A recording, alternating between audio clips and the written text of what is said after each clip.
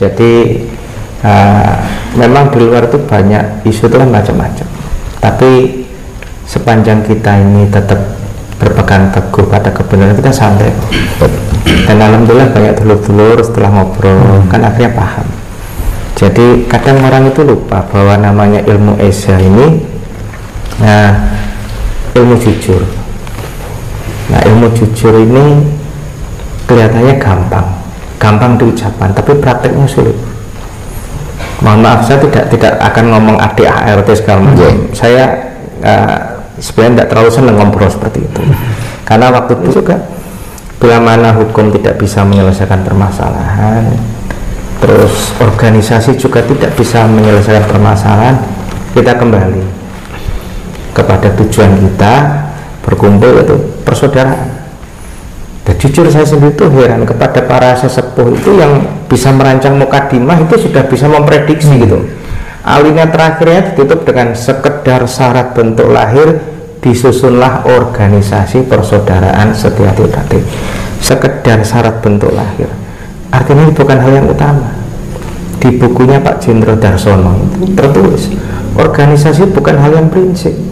Esa pernah berkembang tanpa organisasi. Artinya kalau organisasi itu malah merusak persaudaraan, akan membuat sekat. Nah, yang penting kita tidak usah ngomong organisasi, yang penting persaudaraannya terjaga. Jadi kadang yang terjadi sekarang ini adalah kita ego, kita terlalu saklek sebagai organisasi, lupa bahwa marwah kita ini sebenarnya marwah persaudaraan. Kita terjebak pada nang-nangan, menang aku, bener aku, padahal tidak ada kebenaran mutlak di diri manusia. Setiap orang pasti punya salah. Itu takdir manusia, punya salah dan lupa itu takdir. Makanya kemarin ya solusi berkesehatan sebenarnya kumpul. Tidak ada solusi yang lain kecuali hanya kumpul ngobrol ini baiknya bagaimana. Orang kalau punya, ya mohon maaf sama kalau tidak ada kepentingan mau ketemu tuh enak. Mas Lanjar ketemu saat itu piyambaan, terus Mas Bagus kok piyambak, ini Mas Lanjar nggak saat ini piyambaan, biasa sendirian. Katanya pertemuan berikutnya dalam para ngajak rincang napa mboten, saya ngajak Mas Jarwo, ini Mas Lanjar. Jadi dari pertemuan kecil akhirnya bisa membuka wacana lebih luas. Jadi kayak mohon izin Mas Lanjar menyampaikan, Desa Tridharti ini kan simpel kan, karena ini ajaran jujur, berarti kalau ada salah pun harus segera minta maaf. Karena hati itu kalau nggak jujur mesti nggak pede, nggak tatap. Nah begitu kalau udah nggak tatap mesti gelisah. Setiap yang berbeda pandangan dianggap sebagai lawan, padahal tidak seperti itu desa itu.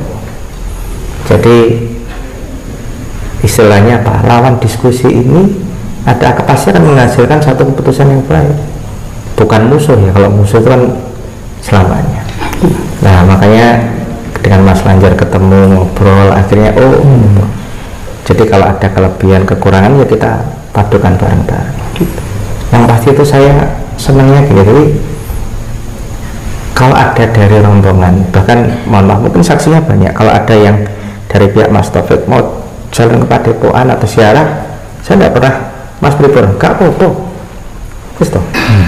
jadi kalau pengen kejelasan silahkan main ke rumah. Nah pengen bukti saya tunjukkan bukti. Jadi kan tujuannya kan macam-macam loh, mungkin berutut putra mahkota Mas Tarmaji mau membuat dinasti, mau ngasih aset. Nah, sekarang kenapa orang-orang yang dulu ngomong seperti itu tidak pernah minta maaf gitu kan ya? Padahal kan tidak terbukti semua kan itu.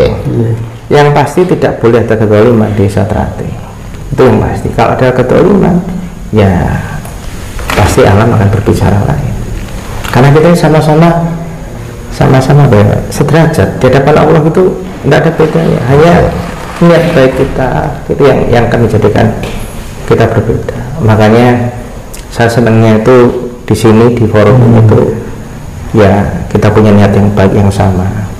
Kebetulan juga kita dididik untuk mengarah menjadi orang yang baik, dan semoga tujuan baik ini diberkahi dirahmati oleh Allah Subhanahu wa taala, Tuhan yang Maha Esa. Ngaten ya Mas Lanjar. Jadi nek sing salah gak gelem ngakoni salah ya sudah ditinggal saja. Yang penting kita kumpul desa ini menjalin paseduluran, ya syukur paseduluran di dunia maupun nanti di akhirat. Santai kok. Betul. Mas Fajar mau nambahin monggo Mas. Santai ini mumpung minta mau ditambahkan gitu. Ya, saya pun juga silaturahmi. Saya pernah hubungan teleponan sama, bahkan saya sowan tempatnya rumahnya Mas Kimbong. Okay. Saya udah bicara sama Mas Kimbong bicara sama saya, Mas saya pun mau melebur Mas, kalau semuanya juga melebur, kita buka lembaran baru. Jadi untuk SH itu ya PSHT ya tetap PSHT, nggak ada yang ngalor ngidul, itu nggak ada ngalan. Artinya dalam arti sekarang ya. Jadi kita tidak bisa mengklaim diri kita itu paling benar. Ya kalau boleh disampaikan, tidak semua yang ikut madu itu baik. Pun demikian juga tidak semua yang ikut Jakarta ini tidak baik. Makanya yang tidak baik ya biarkan ditinggal saja, tapi yang baik ini baik kumpul, kan kayak gitu. Jadi kita kembali ke niat awal lah, bahwa kita ini ikut Esa Trate itu untuk persaudaraan, bukan yang lain, bukan golek jabatan, golek apa kan kayak gitu. Jadi simpel lah. Jadi orang itu kita orang itu dinilai di Esa Trate bukan karena yang lain, tapi kemanfaatan kita bagi orang lain. Betul. Itu nilai diri kita. Itu kalau ajaran Esa Trate yang saya terima. Gitu. Mas Lanjar mau menyampaikan. Oh ini santai nih. Saya sangat bahagia sekali dan saya sangat bangga dengan PSHT ini. Jadi saya mohon lestarikanlah budaya-budaya daripada PSHT ini, yang namanya persaudaraan, yang namanya saling mengakui kebenaran, saling tabayun, saling semua ajaran-ajaran saya itu semua sudah sesuai dengan ajaran Allah.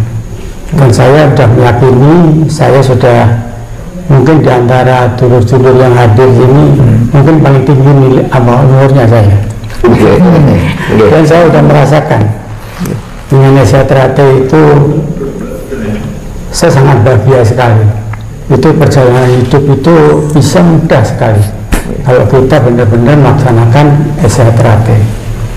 Jadi seperti contohnya yang sekarang ini, bagi saya ini apa ya, tes kesini bagi kita nih Esa Trate ini. Kayaknya kita ini sedang diuji sama Allah, bahwasanya kita ini ada kegaduhan begini, bisa menyelesaikan enggak? Karena tema yang sudah kita angkat itu adalah persaudaraan. Contoh aja nih dalam Esa Trate, kalau kita mau melakukan apa itu namanya sparring, pertama kita salaman, gitu kan? Setelah salaman berantem, duduk, ada yang kena kepalanya, ada yang kena badannya dan sebagainya. Kita selesai salaman lagi. Jadi tidak ada apa-apa, tidak ada permusuhan, Mas. Tidak ada kita sampai musuh abadi itu tidak ada. Jadi kita ini persaudaraan. Itu termasuk kata Mas Lanjar, kalau ada yang pernah merusak rumahnya, ya paling maaf, ya minta maaf. Ya, tidak boleh musuh yang lalu berlalu, tapi berarti nggak harus minta maaf ya Mas Lanjar. Kalau nggak minta maaf ada hukum yang lain. Nah, ya kan ada hukum pidana, hukum negara, ya itu harus kita laksanakan. Jadi jangan merasa bahwasannya orang Esa Trate itu ya benar semuanya, enggak. Kalau dia nggak mau minta maaf, nggak mau bersalaman, itu ada hukumnya, hukum nasional yang berlaku. Jadi sekitar cerita ini cerita jadi cerita dulu waktu Padepokan itu di demo, Padepokan dirusak waktu Mas Maji masih juga. Ada beberapa utusan itu ke rumah, kebetulan saya dampingi. Saat itu menyampaikan, wonten apa dik? Niki Mas, wonten sing wigati sekedhik. Napa nih? Apa itu kan? Nggih video.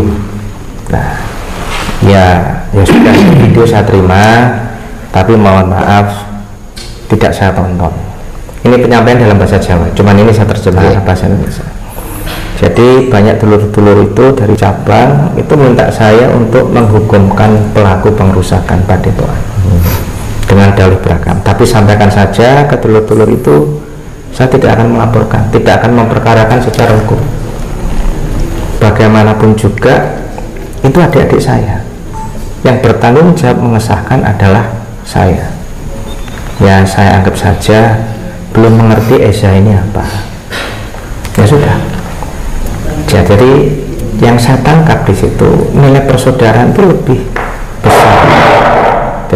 Jadi nilai persaudaraan ini lebih utama untuk dijaga daripada sekedar untuk menghukum seseorang. Makanya Mas Lanjar waktu diskusi di rumah, kenapa kok Madiun tidak bertindak secara hukum itu, ya karena Madiun itu masih menjaga ajaran ojo sampai ini nanti menimbulkan dendam atau apa kan kayak gitu. Jadi marwahnya persaudaraan yang akan dijaga gitu. Terus tapi ya itulah Madiun Mas. Mas Lanjar ya.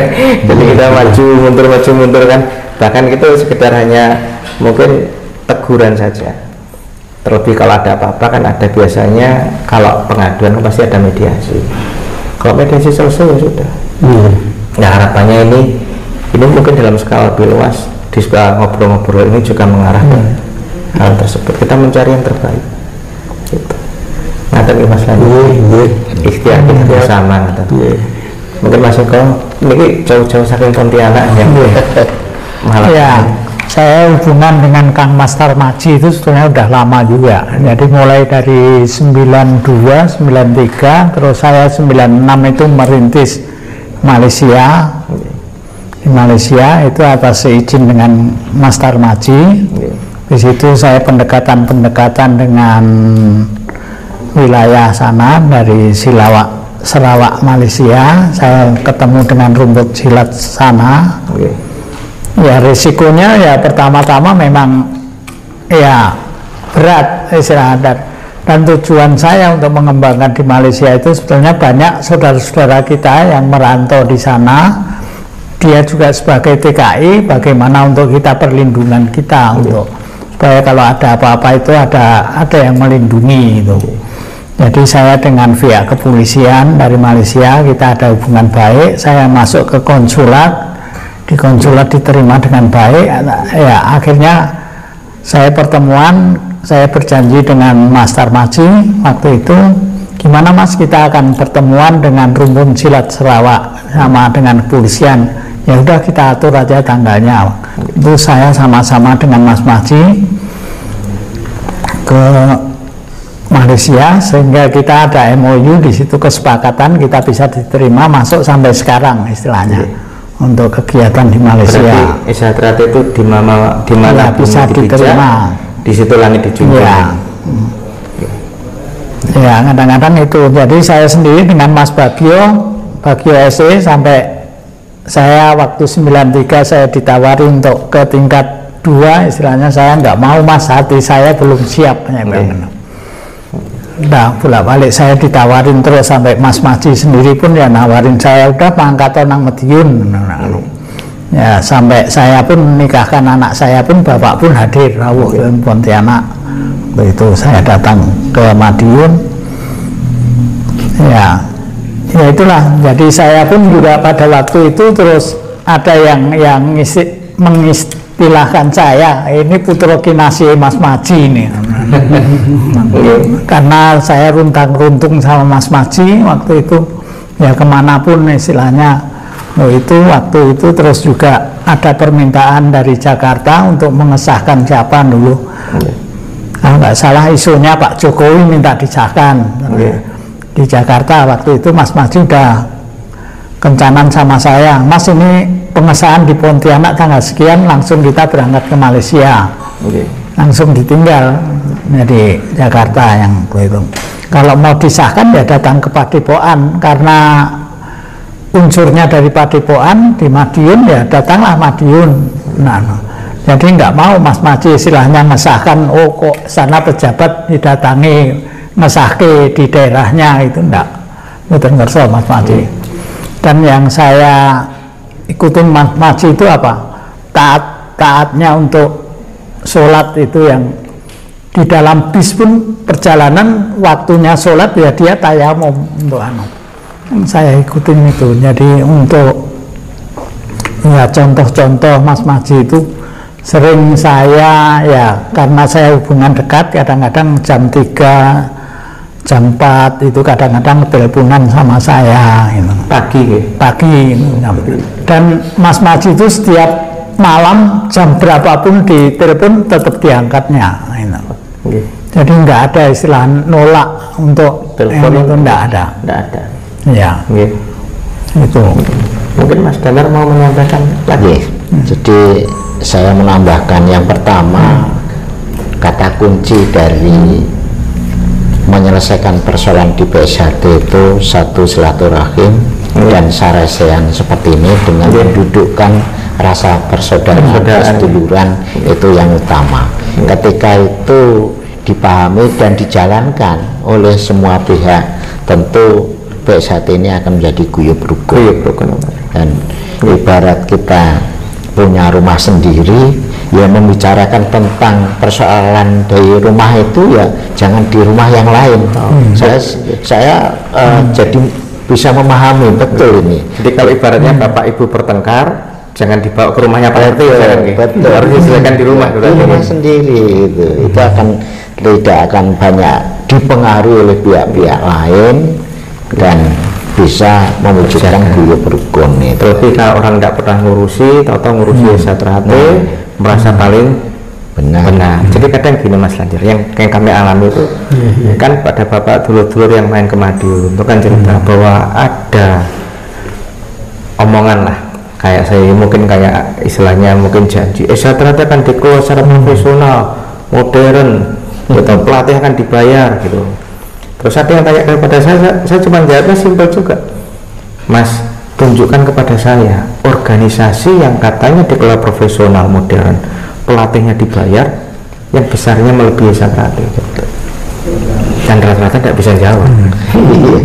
Berarti cara-caranya SHT ini yang mengedepankan cara-cara tradisional, mengedepankan keikhlasan berbuat bagi orang lain, terbukti lebih berhasil.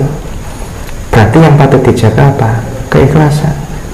Keikhlasan akan melahirkan persaudaraan. Tapi kalau sudah punya kepentingan, wah ini baju sakral harganya sekian, kalau saya sekian, itu kan pasti tidak akan ketemu, akan merusak persaudaraan akan di situ. Betul. Yang pasti para sesepuh perintis itu lebih berpengalaman, lebih matang daripada kita ini, Mas. Kalau dari sekarang nih kok ada isu apa itu pelatih mau dibayar dan lain sebagainya, justru itu menurut saya itu justru merusak, menyimpang daripada apa yang sudah ditanamkan oleh para sesepuh dan perintis itu. Barangkali kalau dari awal para pelatih itu dibayar dan lain sebagainya, SHT tidak akan bisa seperti ini. Nanti rebutan siswa berarti. Nah, betul. Jadi rebutan itu nanti. Ya, alhamdulillahnya para pelatih itu masih jaga. Jadi, Dek, nanti tolong SHT dikembangkan. Ini pengabdian. Dan berarti kan keikhlasan. Betul. Otomatis pengurusnya pun juga harus menjaga keikhlasan. Betul. Ya, karena ini semua pengabdian bersama, gitu kan.